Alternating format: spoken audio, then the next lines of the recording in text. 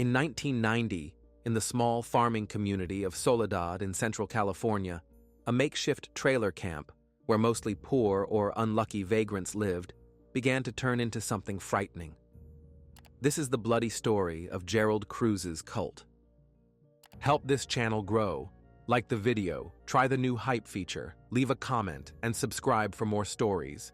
This helps us a lot. Thank you. Gerald Cruz was born in March 1962. He grew up in Modesto, California, in a very unstable family. The boy's parents constantly argued and even fought, so Gerald's childhood could not be called happy. He was in a toxic environment where adults spoke in raised voices and showed no care for their own son, which led to several quite serious injuries. When the baby was only 6 months old, he was dropped headfirst right onto the concrete porch. At 4 years old, Gerald was riding with his mom in the car in the front seat. He wasn't buckled in with a seatbelt. The mother, who was driving, braked sharply, and the child flew through the windshield onto the asphalt. By some miracle, the boy survived. In his childhood years, Gerald didn't understand much at all. In fact, he didn't even know who his real parents were. At that time, the child lived with his mom, dad, and older sister Hope, who was 26 years old. But in reality, everything was different. Hope was not Gerald's older sister, but his biological mother, and the one he thought was his mom was actually his grandmother. And Gerald had no idea about this terrible family secret until some kind people enlightened him. Hope gave birth to her son at a fairly young age, without being married. For some reason, the family decided to hide this fact. One day at school, someone let it slip that Hope wasn't Gerald's sister, but his real mother. The boy was shocked to his core. Naturally, upon coming home, the first thing the child did was rush to his parents and start asking uncomfortable questions. Instead of explaining the situation somehow, the mother yelled at her son and said that it was all a lie and she had no intention of talking about it. The boy was forced to figure out the overwhelming information on his own.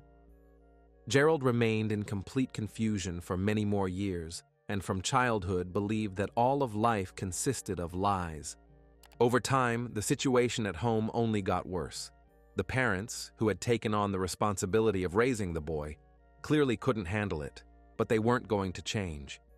They took out their dissatisfaction on their son, subjecting him to terrible abuse.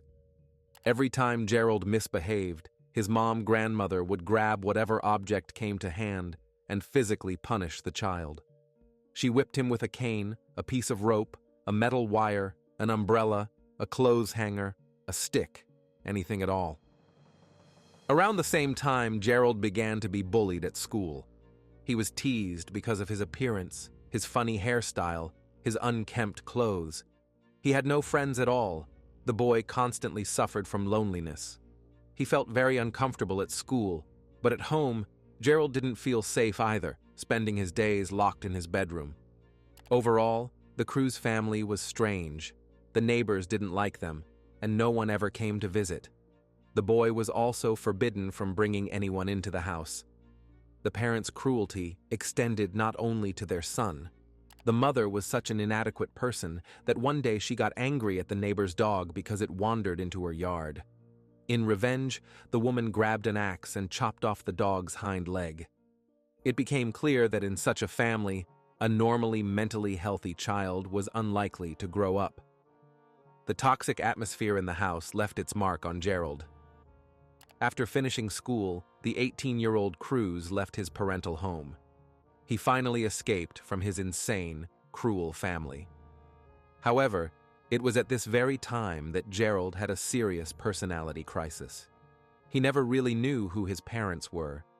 He guessed that his sister Hope was actually his biological mother, although no one ever explained it to him. Everyone just ignored the situation. But now, what bothered Gerald more was who his biological father was and why his father had abandoned him. Tangled up in all these oddities, the guy felt rejected and unwanted by anyone. He still had no friends, and he began to get angry at the whole world. An outcast with no purpose in life, he was a stranger everywhere. Gerald Cruz developed a huge distrust of authorities and the entire structure of society. He felt that the system had failed him, so deep down, he cherished a desire for revenge. He was filled with destructive feelings. To earn a living, Gerald got a job as a bouncer in a strip club and worked there every night. He met a lot of unfamiliar people there who were very similar to him. They all felt resentment toward those around them because they didn't fit into the accepted norms.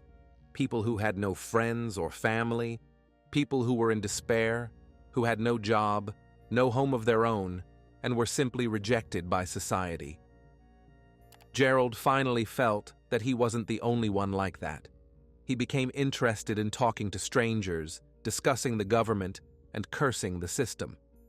Surprisingly, the guy easily and quickly found common ground with such people. This was the first time in his life that he didn't feel lonely. Most of Gerald's new acquaintances were regular customers of the club. They liked chatting with the bouncer, listening to his rants. Many were enchanted by him and agreed with his judgments. Gerald suddenly realized that he could be quite charismatic and charming.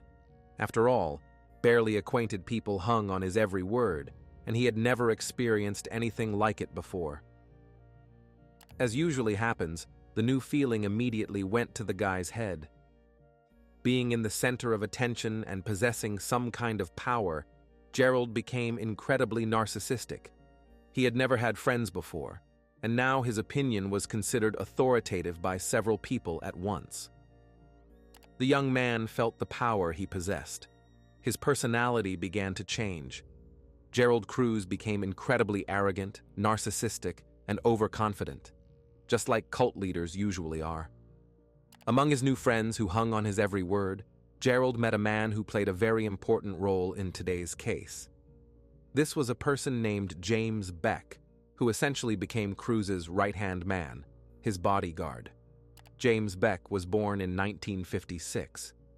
He was about 6 years older than Gerald. James grew up in a very religious family. He was a member of the church choir and went to church every Saturday and Sunday. Beck knew the Bible from cover to cover. By his youth, James had experienced psychological trauma. When the guy was 17, his father was caught sexually abusing his sisters. The criminal was sent to prison, but it affected James in the most negative way. Now he felt real hatred and resentment toward his father. Nevertheless, when Beck was already over 20, he got married and had 3 children. But then, his wife became addicted to illegal drugs, started drinking a lot, and couldn't fully care for the kids. In the end, James divorced, got full custody of the children, and moved in with them to live at his mother's and stepfather's house. Before separating from his wife, he was a good guy, a great family man, a caring father to his children. However, the divorce completely changed him. The resentment toward his wife turned into anger at all of society as a whole. James started visiting the local strip club more often, where he met Gerald Cruz. The two immediately found common ground. They had a lot in common. Anger, the desire to destroy the system, and blaming everyone but themselves for their own problems. James Beck was described as a natural follower. He didn't really like making decisions on his own, and finding someone like Gerald was the ideal solution for him. Beck believed everything Cruz said and practically idolized him.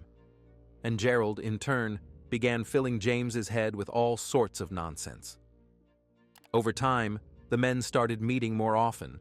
Cruz began turning Beck against his family. He said that family was abuse for him, that he needed to free himself from these chains. And James, being a complete idiot, began following the words of his new friend.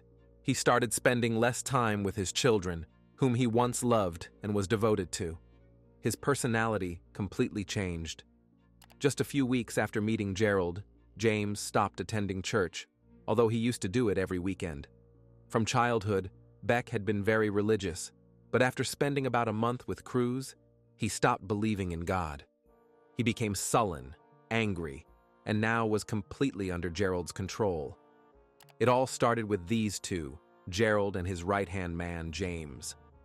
The men decided that to destroy the system and change society, they needed a large group of people. So they began looking for followers, those who thought like them. Mostly, these were regulars at the strip club. Many of them were experiencing financial difficulties or were simply very vulnerable people. So Gerald invited them to his house, held secret meetings, and essentially preached to them that he could radically change their lives. Gerald continued working as a bouncer in the strip club, but now he was more focused. He had a goal for which the man was ready to do anything. As a control tactic, Cruz invited new acquaintances to live at his house, gave them a place to sleep and hot food. After some time, these people began to look at Gerald as their savior. In their eyes, he was a selfless guy, ready to change the world for the better. In addition, not only visitors, but also other club employees followed Gerald. Bouncers, bartenders, rock band members, even some of the dancers. Then a local dentist, a law student, and even a pastor who believed Gerald's words joined the group. They all followed Cruz because they were united by one common trait. They felt like outcasts. Soon, the number of Gerald's followers grew to 55 people. The cult members met on a regular basis. Cruz, as the cult leader, using a mixture of ideology and white supremacy with various satanic rituals, systematically brainwashed these people. This story unfolded at the height of the Satanic Panic, a social phenomenon of the 1980s when many talked about the existence of a large-scale satanic conspiracy. And Gerald used this to his advantage, imposing various magical practices on the group. He made everyone wear white clothes and gather in dark rooms, where they then danced and sang, surrounded by candles. Then, as befits a cult leader, Gerald told his followers that he had special abilities. Without any modesty, he declared that he could communicate directly with God and talk to spirits, and that he would pass on important messages from them. Then Cruz went even further in his fantasies. He began conducting voodoo rituals and ceremonies that were supposed to demonstrate his magical abilities. He called himself a high priest and cast curses. The most amazing thing was that people listened to all this nonsense and believed everything their leader said. At some point, the 25-year-old Gerald realized that he was now the leader, and he needed a wife. As a partner, he chose a 16-year-old girl named Jennifer Self. And this choice was not random. Due to her age and character, Jennifer was incredibly vulnerable, and it was easy to manipulate her, which Cruz took advantage of. Soon, Jennifer joined the group of followers as the leader's girlfriend. It wasn't hard for the adult guy to charm the teenager and promise her all the blessings of the world on the condition that she would be with him.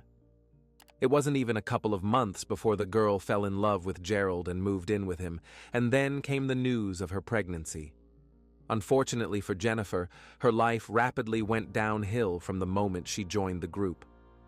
Like most cult leaders, Gerald wasn't satisfied with one girlfriend. He wanted to have several wives.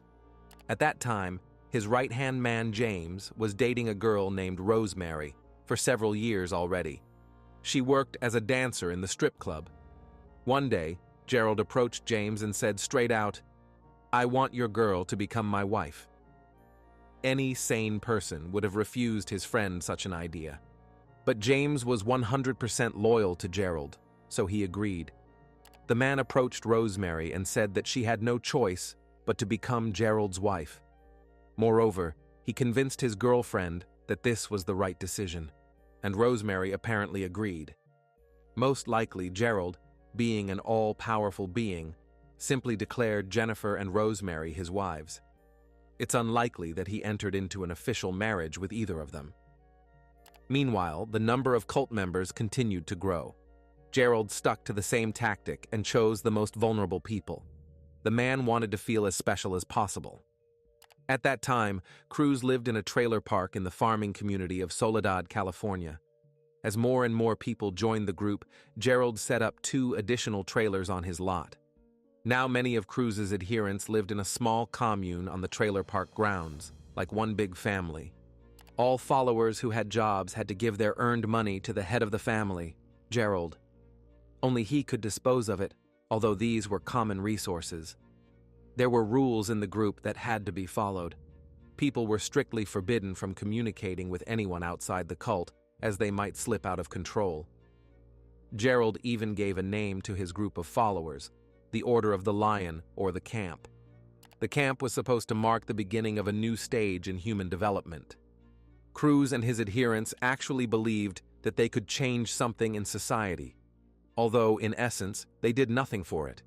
They just lived by made-up rules and treated Cruz like an adoptive father. In their eyes, he had completely turned their lives around. They had a purpose, even if it was vague. Once despised by everyone, Gerald turned out to be so charismatic and charming that he instilled in the heads of several dozen people that he was special. And the followers were ready to do anything for him. However, the larger the group became, the harder it was to control. So Cruz recruited a couple more people into his camp who were to become his main victims in the future. The first was a 15-year-old teenager named Richard, or Ricky Vieira. Like most people in the camp, Ricky had a difficult childhood. His father taught him to mess around with weed when the boy was only 8 years old. And from then on, Ricky developed a serious addiction. He was suspended from classes several times for possessing illegal drugs. And then Ricky dropped out of school altogether and found refuge in Cruz's group. The second significant person whom Gerald recruited into his camp was a young 20-year-old man named Stephen Perkins. He came to the group on the recommendation of James Beck, the leader's right-hand man, who was a friend of the Perkins family and had known Stephen since childhood. From the very beginning, Gerald wanted to make these two guys an example for the other members of the community. He used them to instill fear in everyone else. Cruz treated Ricky and Stephen horribly. They had to stay constantly on the campgrounds to distance themselves from their families, and they were allowed to visit relatives only with written permission from Gerald, which happened very rarely. But even when they managed to see their family, the visit was completely controlled by the cult leader. For example, Ricky and Stephen, while at their parents' house, couldn't even sit down at the table and have dinner until they got permission from Gerald. Mothers and fathers, brothers and sisters worried about the condition of the young people, who were turning into shadows of their former selves and wasting away before their eyes. Ricky and Stephen became very withdrawn, capricious, and constantly showed dissatisfaction.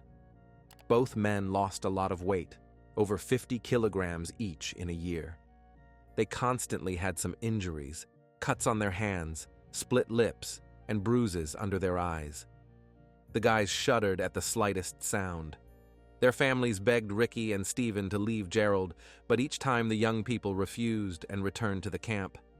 They were so afraid of Cruz that they were ready to sacrifice themselves. Gerald and James abused Stephen and Ricky, controlling every aspect of their lives. What they ate, how often they showered, how much they slept, and who they talked to. Cruz demanded complete obedience from both. He made them do all the household chores in the camp, cook food, clean, and simply serve others. Stephen and Ricky also had to babysit the children, and at night the young people had to guard the camp from outsiders. As a result, the guys experienced severe sleep deprivation. They had hallucinations, and mental health problems began. If one of them broke the rules, Gerald made the offender stand in the corner with his hands raised above his head, while James Beck delivered painful blows to their stomachs. Gerald himself didn't lift a finger to maintain discipline in the camp. He never physically abused anyone, delegating it to someone else. Most often, the executor was James, his right-hand man. James always blindly carried out any command from Gerald. He liked slapping Ricky and Stephen, kicking them, punching them, or hitting them with the first object that came to hand. Beatings were not uncommon. Sometimes Ricky and Stephen could barely move after such physical punishments. However, James came up with even more sophisticated tortures for them.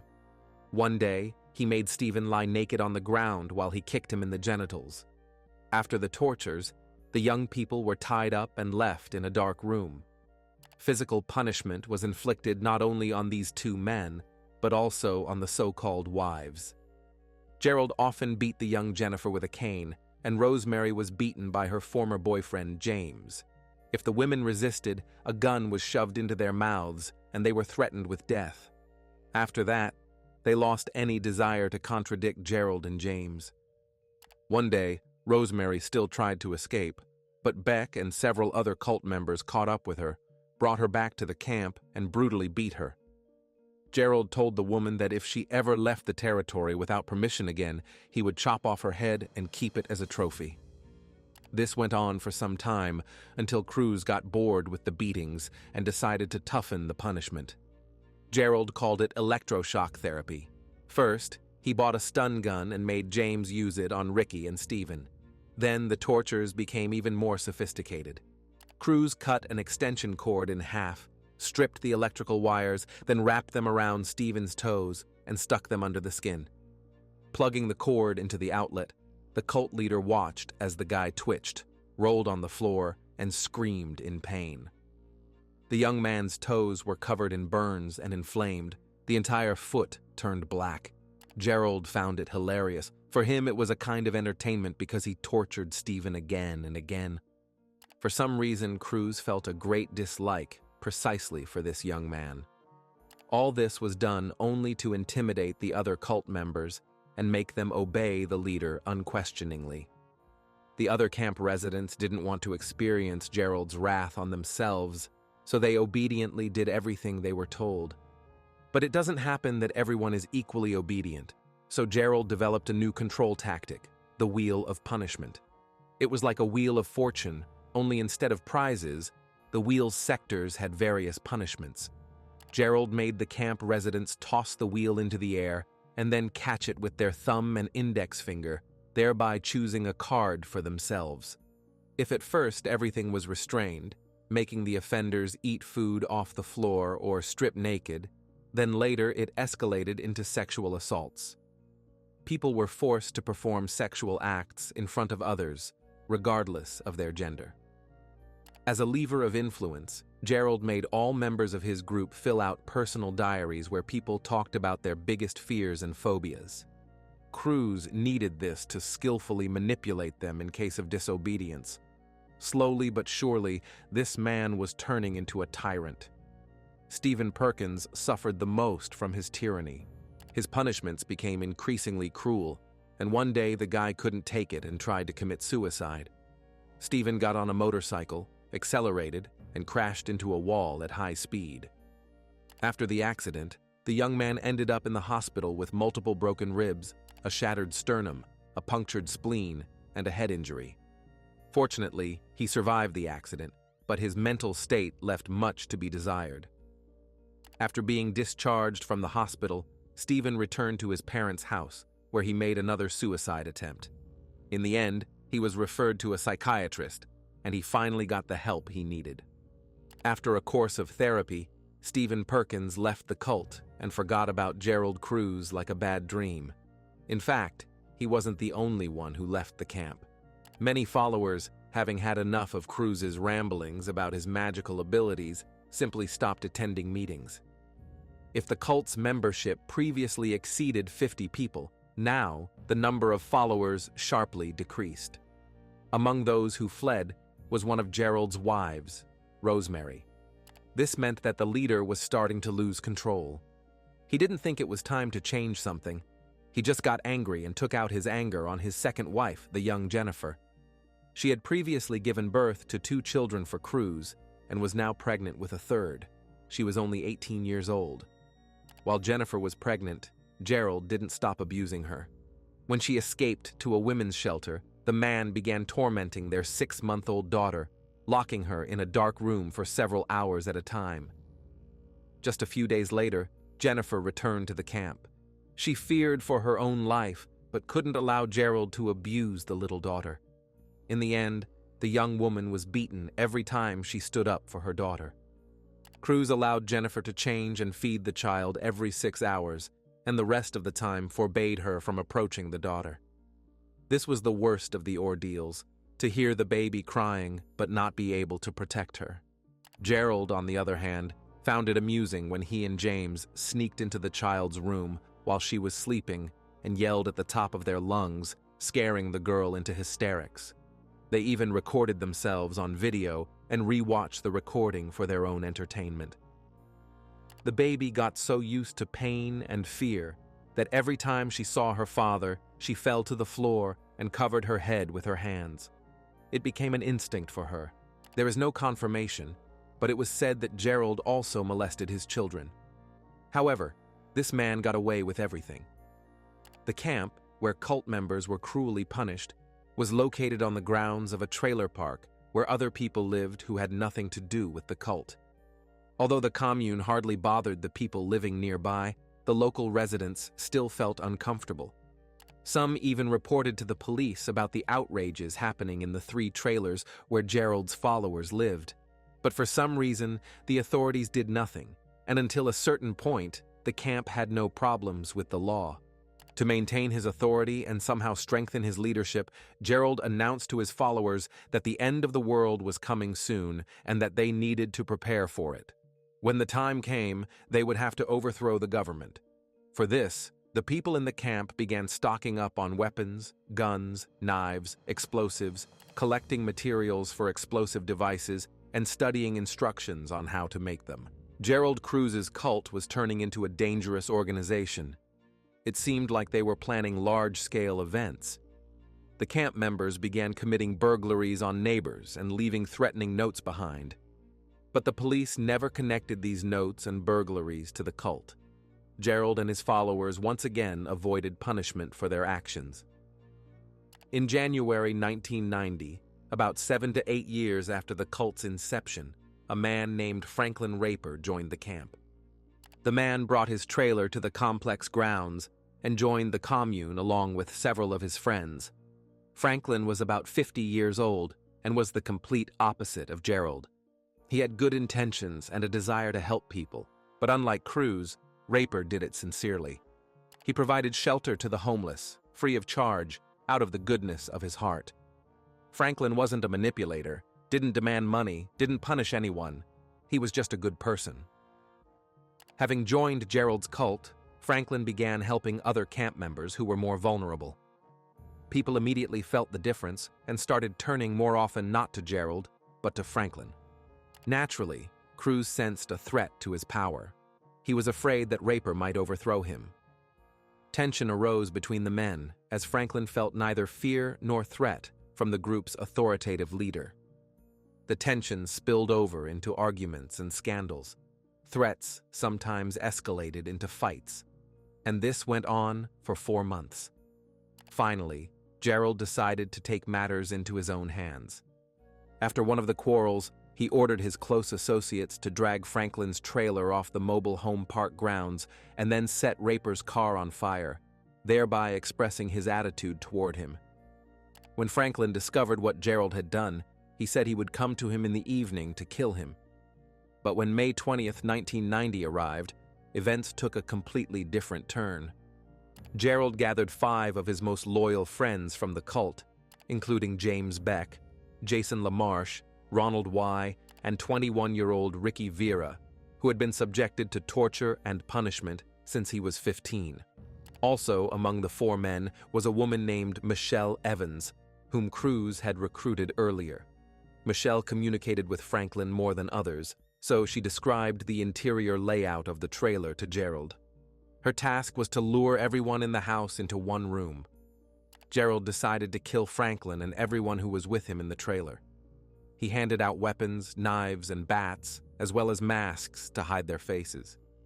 And the deadly mission began. First, Michelle entered the trailer alone around midnight. She asked everyone to gather in the living room. At that moment, in the house, besides Franklin, there was a man named Dennis Caldwell, a man named Richard Ritchie, and a woman named Darlene Paris. As soon as everyone was in one room, 4 men in camouflage burst into the trailer. From that moment, real hell began. Gerald headed straight for Franklin and began hitting him on the head with a bat. At that time, the woman next to him started screaming and begging to spare her life. Ricky Vieira, on Cruz's order, grabbed her by the hair and hit her several times, then slit her throat with such force that he practically decapitated her. James Beck was fighting with one of the men at that time. Gerald beat Franklin so badly that he had teeth knocked out and a broken arm. Blood was everywhere, and the carnage was brutal and insane. Real chaos was happening in the trailer. On top of everything, Cruz's followers cut the electricity, so the attack was a complete surprise for those in the house. At some point, the fourth victim, Richard Ritchie, managed to run out of the trailer, but one of Gerald's buddies followed him and immediately killed him. Other people living in the trailer park witnessed the brutal attack. They called the police, but by the time the patrol cars arrived, it was already too late. The attack lasted only a few minutes. Then the masked bandits fled, leaving behind 4 corpses. The first victim, Richard Ritchie, lay on the grass near the trailer. He received multiple stab wounds to the neck, back, and abdomen, as well as wounds sustained in self-defense. Any of these injuries could have led to his death. Inside the trailer, they found Dennis Colwell. He had a fractured skull and numerous stab wounds all over his body. Next to him lay Darlene Paris. The cause of her death was a slit throat, as a result of which the woman almost lost her head. And finally, in the back of the room, they found Franklin Raper, who had sustained extensive fatal head trauma from baseball bat blows. His face was completely deformed, and bone fragments penetrated deep into the brain. The trailer owner also had a broken left arm and knocked out teeth. All these people died as a result of the brutal attack. The authorities immediately began an investigation, and almost right away, there was an unexpected turn in the case that Gerald's cult members didn't expect at all. A surviving witness remained in the trailer. When Michelle Evans, on Cruz's order, gathered everyone in the living room, she didn't know that a woman was sleeping in one of the rooms. This woman was named Donna Alvarez. She was homeless, and Franklin Raper had offered her a place to sleep. When the attack began, Donna heard the noise, jumped out the window, and hid in the bushes nearby. She saw the attackers leave the trailer, and then one of them pulled off his mask. As soon as the criminals were out of sight, Donna ran to the neighbors and called the 911 emergency service. Fortunately, she was able to describe one of the attackers, a man whom the authorities quickly identified as camp member Jason LaMarche. After thoroughly studying the suspect's identity, they found out that he was part of the commune led by Gerald Cruz and lived in the nearby trailer park. Investigators visited Cruz's trailer. Gerald denied his involvement in the massacre, but named several members of his group. During the search, detectives found many alarming pieces of evidence, including materials for making bombs, masks, a receipt for buying knives, and satanic literature. In the end, Gerald Cruz was arrested for possessing explosives. He claimed that on that night, he was outside the city with his followers, Ricky Vieira and James Beck, who were soon detained as well. The investigators considered the 21-year-old Ricky the weak link and were right. Soon, the guy told how cruelly he was treated in the camp, recounted all the abuses he had suffered from Gerald over all these years, and then confessed to the police that Cruz had indeed planned the attack on Franklin Raper's trailer.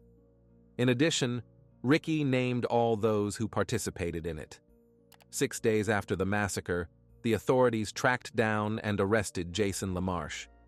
To save his skin, the man immediately began shifting the blame for what was done onto the others. Soon, all 5 attackers were arrested and found guilty.